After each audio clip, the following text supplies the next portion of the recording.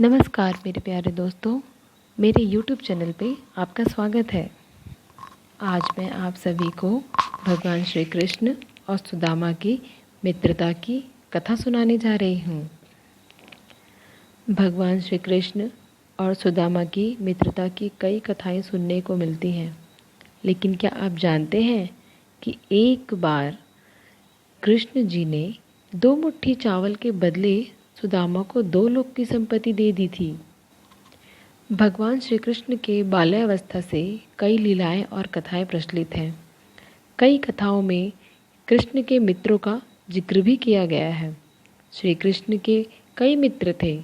उनके सखा मंडली में मधुमंगल, सुबाहु, सुबल, भद्र, सुभद्र, मणिभद्र, भोज, तोकृष्ण, वरुथप, सुदामा, मधुकंड, अर्जुन, विशाल, रसाल, मरकंद, सदानंद, चंद्रहास, बाकुल, शारद, बुद्धि प्रकाश जैसे कई मित्र थे। इन्हीं में से एक थे सुदामा, जो कि कृष्ण के खास और प्रिय मित्र थे। श्री कृष्ण और सुदामा की मित्रता एक मिसाल है। बचपन के दिनों में ही कृष्ण ने सुदामा को वचन देते हुए कहा था कि मित्र, तुम जब भी संकट में हो, खुद को पाओ, मुझे याद करना, मैं ज़रूर अपनी मित्रता निभाऊंगा। और बाद में श्री कृष्ण ने अपना वचन भी निभाया। मित्रता का रिश्ता दुनिया में सबसे खूबसूरत होता है, क्योंकि यह रंग, रूप, धन, दौलत और भेदभाव से परे होता है। आज के समय में भी जब भी मित्रता की बात होती है तो सबसे पहले कृष्ण और सुदामा का ही नाम आता है। श्री कृष्ण और सुदामा से जुड़ी कई कहानियों में एक है यह कहानी।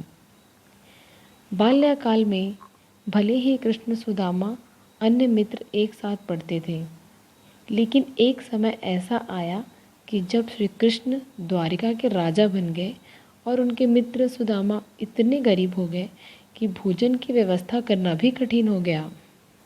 सुदामा अपने परिवार का लालन पालन करने में भी असमर्थ हो गए। जब सुदामा की पत्नी सुशीला ने उन्हें द्वारिका जाकर द्वारिकाधीश श्री कृष्ण से मदद मांगने की कहा, सुशीला की बात सुनकर सुदामा थोड़ा हिचकिचाए, लेकिन सुदामा के पास इसके अलावा अन्य कोई रास्ता भी नहीं बचा था। इसलिए वे मदद मांगने के लिए श्री कृष्ण के पास जाने को तैयार हो गए। कहा जाता है कि राजा, गुरु, मित्र, बेटी और मंदिर, इन 5 जगहों पर व्यक्ति को कभी भी खाली हाथ नहीं जाना चाहिए। यही सोचकर सुशीला पड़ोस से 3 मुट्ठी चावल मांगकर लाई और इसे पोटली में भरकर सुदामा को देते हुए कहा कि इसे कन्हैया को भेंट कर दे। सुदामा जब द्वारिका नगरी में श्री कृष्ण के महल पहुँचे तो महल के बाहर खड़े द्वारपालों ने सुदामा को हीन भावना से देखते हुए पूछा कि वह यहाँ किस लिए आए हैं। जब सुदामा ने अपना परिचय दिया और कहा कि वे श्री कृष्ण के मित्र हैं, तो द्वारपालों ने भीतर जाकर यह बात कृष्ण को बताई। कृष्ण अपने प्रिय मित्र सुदामा के आने का संदेश पाकर महल से द्वार के पास दौड़े दौड़े आ गए और कहा, सखा, सुदामा को गले लगा लिया। श्री कृष्ण सुदामा को महल के भीतर ले गए और उन्हें अपने राज सिंहासन पर बैठा कर अपने आंसुओं से उनके चरण धोए। कृष्ण को देख उनकी पटरानियाँ और महल में मौजूद सभी लोग आश्चर्यचकित रह गए। सभी यह सोचने लगे कि द्वारिकाधीश ये किस व्यक्ति के चरण धो रहे हैं। कृष्ण ने वहाँ मौजूद सभी लोगों को बताया कि ये उनके सखा सुदामा हैं।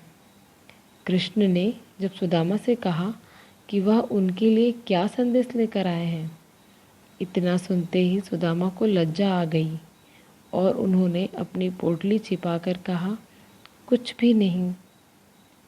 इतने में कृष्ण बोले, क्यों झूठ बोलते हो सखा? क्या आज भी बचपन की तरह तुम मेरे हिस्से के चावल खाना चाहते हो? यह कहते हुए कृष्ण ने खुद ही सुदामा से वो पोटली ले ली और चावल खाने लगे। जैसे ही कृष्ण ने एक मुट्ठी चावल खाई तो इसके बदले उन्होंने सुदामा को 1 लोक की संपत्ति दे दी। इसके बाद कृष्ण ने दूसरी मुट्ठी चावल खाकर सुदामा को 2 लोक की संपत्ति दे दी।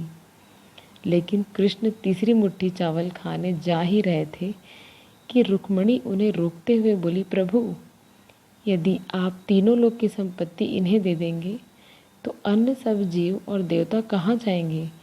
रुक्मिणी की बात सुन कृष्ण रुक गए। इस तरह कृष्ण ने सुदामा की मदद की और प्रेम पूर्वक उन्हें विदा किया। तो ये थी दोस्तों श्री कृष्ण और सुदामा जी की दोस्ती की एक बहुत ही खूबसूरत कथा। आपको यह कथा कैसी लगी कमेंट करके ज़रूर बताएं। धन्यवाद दोस्तों।